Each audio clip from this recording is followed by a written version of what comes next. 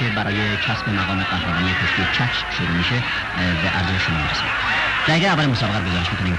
لازم به یادآوریه که پس از خاتمه این مسابقات کمربند زرین یعنی نشان قهرمانی به قهرمانی تعلق میگیره که برنده این سری مسابقات بشه.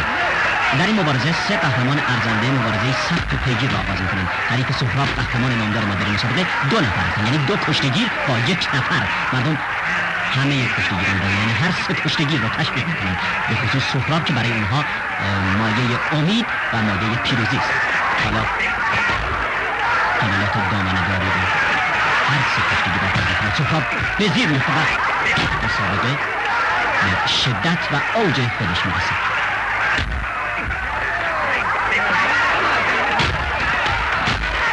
ضربه های پشت سر هم هست که به قهرمان ما وارد میشه. این پیروزی رو خیلی مشکل میکنه برای یک قهرمان که در آن واحد با 2 قهرمان مبارزه کنه، یعنی با 2 مرد دلاور مبارزه بکنه. 1 نفر در حالی که تمام جهات رو باید در نظر بگیره و خودش رو از ضربات حفظ کنه، دفاع کنه و حمله کنه.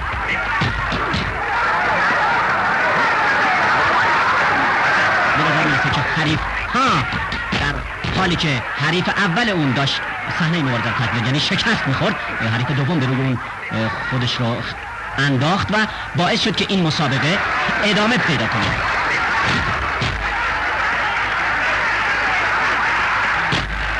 تماشاگران به شدت برای سهراب ابراز احساسات میکنند. سهراب در یک وضع بسیار ناهنجاری کرد، ولی از این وقت خودشو خلاص میکنه و حریف خودشو به پشت به زمین میکوبه.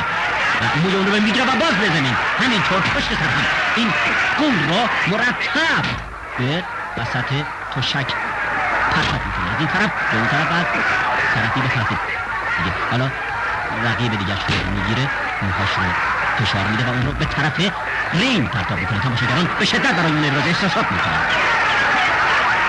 داور کاملا مترصد و مواظب هست. حالا 1 نفر از رقیبان سهراب از رینگ خارج شد.